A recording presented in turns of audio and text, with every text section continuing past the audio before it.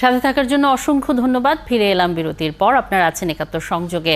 কথা বলছি কাতারের আমিরের বাংলাদেশ সফর এবং মধ্যপ্রাচ্য প্রসঙ্গ নিয়ে। বাংলাদেশের সমসাময়িক সময়ে স্বাধীন হয় কাতার। তেল সমৃদ্ধ এই আরব দেশটি বর্তমান আমির Sheikh Tamim bin Hamad Al থানির পিতা শেখ হামাদ বিন খলিফ আল থানির নেয়া ভিশন 2030-এর আলোকে উন্নত দেশ হিসেবে গড়ে উঠছে। দেশটির রাষ্ট্র ও সরকার প্রধানের এই সফর সে দেশে বাংলাদেশের শ্রমবাজার সম্প্রসারণেও গুরুত্বপূর্ণ ভূমিকা রাখবে বলে আশা করছেন প্রবাসী সংগঠকরা। গোলাম মাওলা হাজারীর প্রতিবেদন কাতার থেকে পাঠিয়েছেন, দেখে নেব। বাংলাদেশের সমসাময়িক সময়ে স্বাধীন হওয়া এই তেল সমৃদ্ধ দেশ কাতার তার দেশকে কেবলমাত্র তেলের উপর নির্ভরশীল না করে বিভিন্ন উন্নয়নের সহযোগীদের নিয়ে খুবই স্বল্প সময়ে গড়ে উঠেছে বিশ্বের সামনে মাথা উঁচু করে। বর্তমান আমির Sheikh Tamim bin Hamad Al থানির পিতা শেখ হামাদ বিন খলিফা আল থানির সময় থেকে নেয়া ভিশন 2030-র আলোকে কাতার গড়ে উঠেছে শিক্ষা, স্বাস্থ্য, যোগাযোগ, ক্রীড়ার ক্ষেত্রে ঐশ্বরীয় সাফল্য। আন্তর্জাতিক অঙ্গনে বিশেষ করে আফগানিস্তান ও ফিলিস্তিন ইস্যুতে কাতারের সমঝদাকারীর ভূমিকা সারা বিশ্বের কাছে কাতারের শক্তিশালী অবস্থানকে তুলে ধরেছে। বাংলাদেশ যদি কাতারকে উন্নয়ন সহযোগী হিসেবে গ্রহণ করে একটি সমৃদ্ধ অর্থনীতির দেশ হিসেবে গড়তে চায়, তাহলে তা উন্নয়নের ইতিহাসে বড় ভূমিকা রাখবে বলে প্রবাসীরা মনে করছেন। Sheikh Tamim bin Hamad Al Thani 2 দিনের রাষ্ট্রীয় সফরে বাংলাদেশে যাচ্ছেন।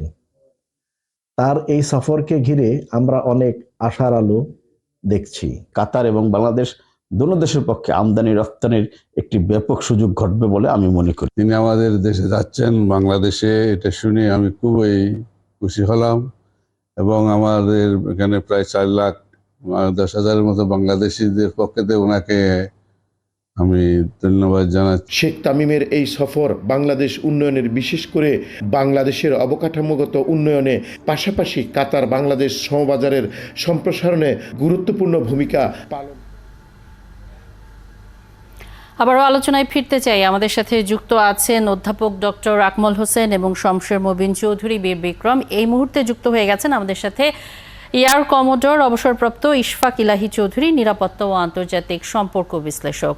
আপনাকে স্বাগত জানাচ্ছি, ধন্যবাদ আমাদের সাথে যুক্ত হবার জন্য। আপনার কাছে আসবো, তবে শমশের মবিন চৌধুরী, আমরা যেমনটি প্রতিবেদনে দেখলাম যে কর্মসংস্থানের বিষয়টি, এবং আমরা জানি আমাদের রপ্তানি আয়ের অন্যতম একটি উৎস হচ্ছে রেমিটেন্স, এবং এইখানটায় আমাদের কাছে যে তথ্য আছে তাতে বলা হয়ে থাকে 4 লাখের বেশি বা প্রায় 5 লাখ কর্মী তারা কাতারে কাজ করছেন এই মুহূর্তে, বাংলাদেশি কর্মী। কিন্তু বেশিরভাগই হচ্ছেন, আমরা দেখে থাকি যে অদক্ষ কর্মী, তথ্য এমনটাই বলে।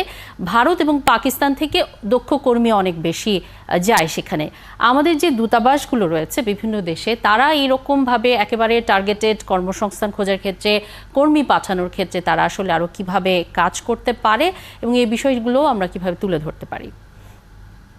দেখেন, এই কর্মী সংস্থান সম্প্রসারণ করার ক্ষেত্রে দূতাবাসের ভূমিকা তো অবশ্যই আছে, তবে অনেকটা হচ্ছে যে আমাদের যারা এই ব্যবসার সঙ্গে জড়িত, বিদেশে বাংলাদেশে কর্মী পাঠানো, তাদেরও কিন্তু একটা বিরাট দায়িত্ব রয়েছে।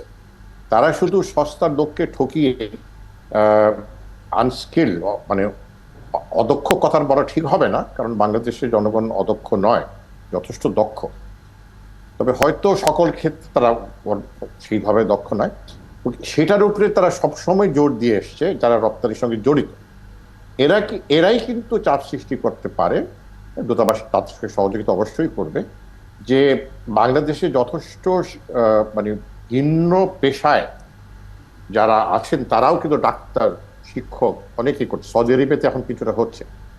এইভাবে কাতার কিন্তু এখানে একটা বাজার তৈরি করতে পারে বাংলাদেশের জন্য। আমরা জনগণ রপ্তানির কথাটা শব্দ ঠিক নয়, কারণ জনগণ কিন্তু কোনো সামগ্রী নয়, এটা একটা হিউম্যান বিং, এদেরকে একটা মানে মানসিক একটা মূল্য আছে।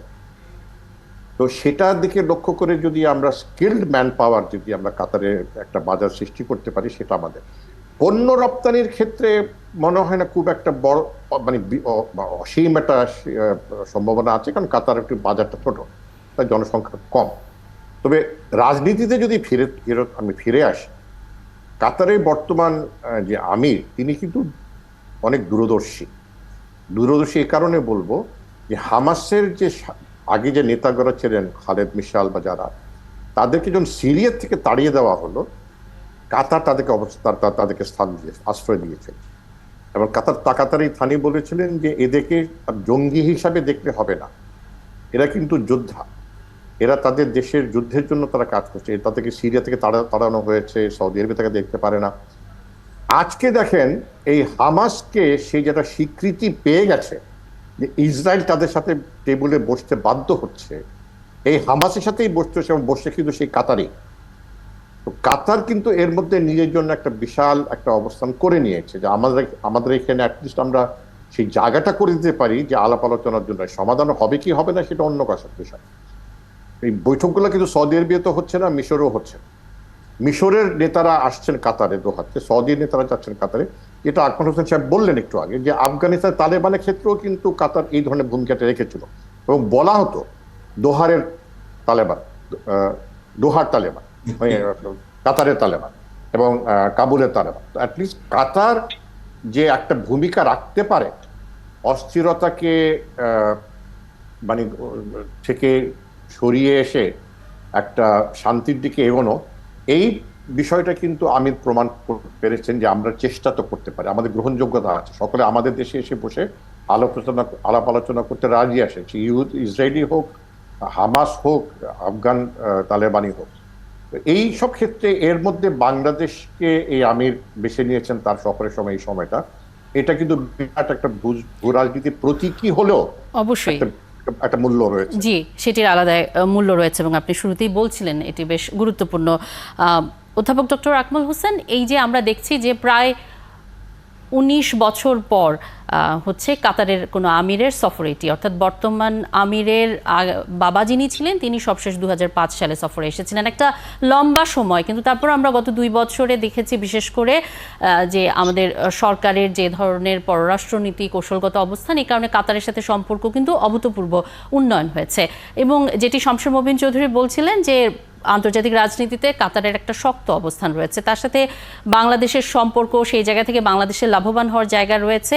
এবং আন্তর্জাতিক প্রেক্ষাপটেও বাংলাদেশ এভাবে যে কৌশলগত যে দেশগুলো রয়েছে সেই দেশগুলোর দিকে নজর দিয়ে সম্পর্ক ভবিষ্যতে আর কিভাবে উন্নয়ন করতে পারে বলে আপনি মনে করেন? না, এটা তো ঠিক যে বাংলাদেশের যে পররাষ্ট্রনীতিতে আমাদের মেজর ফোকাসটা হচ্ছে দক্ষিণ এশিয়া, বিশেষ করে ভারত আমাদের যে প্রতিবেশী, তার সাথে আমরা দেখছি যে বাংলাদেশ গত 1.5 দশক ধরে এনগেজড। কিন্তু এর বাইরেও যে যেটা বলা যায় যে মুসলিম বিশ্ব, সেখানে বাংলাদেশ বরাবর সক্রিয় থেকেছে, একদম বরাবর। মানে বাংলাদেশের স্বাধীনতার পর থেকে বাংলাদেশ চেষ্টা করেছে এই অঞ্চলে একটা ইতিবাচক ভাবমূর্তি করতে, এবং পাকিস্তানের প্রচারণা, মানে বাংলাদেশ বিরোধী প্রচারণাকে মোকাবেলা করার জন্য তখন আমাদের স্বাধীনতা ব্যবহৃত পরে আমাদের নেতৃবৃন্দ খুব যথেষ্ট পরিমাণ মানে কূটনৈতিক উদ্যোগ নিয়েছিল। ফলে তারই ধারাবাহিকতা আমরা বলবো যে বাংলাদেশ একটা ইমেজ তৈরি করেছে। মানে বাংলাদেশের একটা তো জিনিস স্বীকার করতে হবে যে বাংলাদেশ সম্পর্কেও যে সমস্ত নেতিবাচক ধারণাগুলো একসময় ছিল, বিশেষ করে পশ্চিমী দুনিয়াতে এরা এই ইমেজগুলো তৈরি করেছে, সেই ইমেজ থেকে বাংলাদেশ বেরিয়ে আসছে। ফলে কাতারের বর্তমান আমির যখন আমাদের দেশ সফরে আসেন, তার মানে দ্বিপাক্ষিক সফরগুলো নিশ্চয়ই পরস্পরের লাভ ক্ষতি বিবেচনা করেই তো হয়। তার মানে আমরা যেমন কাতারের কাছ থেকে লাভবান হতে পারি, অর্থনৈতিকভাবে লাভবান হতে পারি, কাতারেরও একটি সম্ভাবনা রয়েছে, বা এই ক্ষেত্রে বাংলাদেশ কাতার কিভাবে সাহায্য করতে পারে সেটা দেখবার বিষয় আছে। তো আমি মনে করি যে এটা অবশ্যই যে বাংলাদেশের বর্তমান যে সরকার, তারা তাদের এই যে বৈদেশিক সম্পর্ক, সেই সম্পর্ক শুধুমাত্র ভারত কেন্দ্রিক না করে আরো ডাইভার্সিফাই করছে। এটা কিন্তু আমি এটাকে খুব ইতিবাচক বলে আমি মনে করি। জি, ইশফাক ইলাহি চৌধুরী, আপনার কাছে আসতে চাই। এই যে কাতারের আমিরের যে সফর, সেখানটায় যে 11টি চুক্তি এবং সমঝোতা স্মারকের কথা বলা হয়েছে, সেখানে প্রতিরক্ষার বিষয়টিও রয়েছে। এবং বাংলাদেশ, আমরা জানি যে গ্যাসের ক্ষেত্রে, বিশেষ করে এলএনজির ক্ষেত্রে কাতারের উপর আমাদের এক ধরনের নির্ভরতা রয়েছে, এবং আমরা বাকিতে তেল গ্যাস কেনার এক ধরনের প্রস্তাবও দেওয়া হবে, যেটি গতকাল পররাষ্ট্রমন্ত্রী বলেছেন। কিন্তু যেটি বলা হচ্ছিল ভূ রাজনৈতিক অবস্থান মধ্যপ্রাচ্যে কাতারে, সেই জায়গা থেকে আমরা এই যে প্রতিরক্ষা ক্ষেত্রে এবং আমরা যদি নিরাপত্তার খাতিরেও বলি, সেই ক্ষেত্রে আমরা কি ধরনের সহায়তা বা সুযোগ পেতে পারি বলে আপনি মনে করেন? একটা সুযোগ যেটা পত্রপত্রিকায় আজকে দেখলাম যে বাংলাদেশের সাথে এর আগে একটা এমওইউ সাইন হয়েছে, প্রায় 2000-এর মতো বাংলাদেশি সৈন্য কাতারে যাবে, বিভিন্ন র্যাঙ্কের হয়তো যাবে। সেটা নিয়ে হয়তো আরো খসড়া চুক্তি হতে পারে। তবে কি ধরনের রোল তারা প্লে করবে সেটা ইম্পর্টেন্ট, যেমন কুয়েতে ছিল, আমরা কুয়েত পুনর্গঠন এখানে নামে আমরা ওখানে ছিলাম, এবং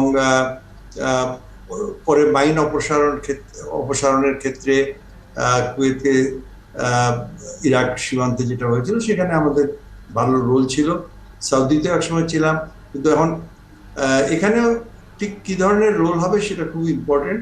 আমি এখন যেমন ধরুন বর্তমানে কাতার কিন্তু সৌদি আরবের সঙ্গে একত্রে তারা হুতিদের বিরুদ্ধে যুদ্ধ করছে। তো সেখানে পাকিস্তানি একটা ডিভিশন বোধহয় সেখানে আছে, ওই রাহিল শরীফ প্রাক্তন পাকিস্তান সেনা প্রধান সেখানে আছে। তো এই ধরনের অফেন্সিভ অপারেশনে না যাওয়াই ভালো। যদি আমাদের মনে করেন ইঞ্জিনিয়ারিং ব্রিগেড বা এই ধরনের কিছু যায় সেখানে পুনর্গঠনে সেখানে করে, কোনো আপত্তি নেই। তবে সহযোগিতা আরো ক্ষেত্রে হতে পারে, যেমন ধরুন আমাদের আধুনিকায়নে কাতার আর্থিক সামরিক বাহিনীর আধুনিকায়নে কাতারের সহায়তা হতে পারে। তবে টেকনিক্যাল যেটা আমাদের একটু আগে আলোচনা হলো, আপনি প্রশ্ন করেননি, কিন্তু আমি বলবো যে আমাদের আজকে আমি স্ট্যাটিস্টিক্সে দেখলাম যে আমাদের থেকেও কিন্তু কম জনবল আছে শ্রীলঙ্কার এবং ফিলিপাইন্সে, কিন্তু তাদের যে স্কিল লেভেল এবং তারা যে অর্থ রিপ্যাট্রিয়েট করছে তাদের দেশে, সেটা বাংলাদেশ থেকে অনেক বেশি। যেমন ধরুন নার্সিং একটা পেশা, যেটা প্রায় ফিলিপিনোরা সম্পূর্ণ দখল করে ফেলেছে, এবং শ্রীলঙ্কার বিভিন্ন টেকনিক্যাল এখন আমাদের এখানে দুর্ভাগ্যজনক ভাবে একটা হচ্ছে যে পলিটেকনিক এবং টেকনিক্যাল এডুকেশনের সাথে মানুষের এখনো কিন্তু তারা একটা ছেলে বিএ পাস করবে, এমবিএ পাস করবে, কিন্তু তার বাচ্চাকে কোনোদিন টেকনিক্যাল ইনস্টিটিউটে নিয়ে air conditioner mechanics or carpenter বা হতে দিতে চায় না। এবং তারপরে আরেকটা তার সাথে যোগ হয়েছে অতি সম্প্রতি যে হাজার হাজার ভুয়া সার্টিফিকেট ইস্যু হয়েছে, এবং এগুলো কম্পিউটারে দিলে সেগুলো জেনুইন ভাবে প্রকাশ হয়। এইসব লোক যখন যাবে দেশের জন্য বদনাম ছাড়া আর কিছু করবে না। তো এগুলো কিন্তু আমাদেরকে নজর রাখতে হবে। আমাদের নিজেদের আভ্যন্তরীণ শিক্ষা দীক্ষার মান যদি আমরা উন্নত না, একেবারেই তাই। আমাদের এখানে কর্মী পাঠানোর ক্ষেত্রে আমরা দেখি ভাষাজনিত যে দুর্বলতা থাকে, সনদ নিয়ে এক ধরনের জটিলতা থাকে, এবং কারিগরি শিক্ষার বিষয়টি তো আপনি তুলেছেনই। এই বিষয়গুলো কিন্তু একটা লম্বা আলাপের সুযোগ রয়েছে। কিন্তু আজকে যেহেতু আমরা মধ্যপ্রাচ্য ইস্যু এবং একেবারে কাতারের এই সফরটায় রয়েছি, মানে এই সফর নিয়ে আলোচনায় রয়েছি, কারণ এই বিষয়টি তার বিস্তারিতভাবে গেলাম না। অধ্যাপক ডক্টর আকমল হোসেন, আপনাকে অসংখ্য ধন্যবাদ আমাদের সাথে যুক্ত হবার জন্য। শমশের মবিন চৌধুরী এবং ইশফাক ইলাহি চৌধুরী, আপনারা আছেন আমাদের সঙ্গে। একটা বিরতির পর ফিরে এসে মধ্যপ্রাচ্যের সংকট নিয়ে কথা বলবো। দর্শক, একটা বিরতির পর ফিরছি।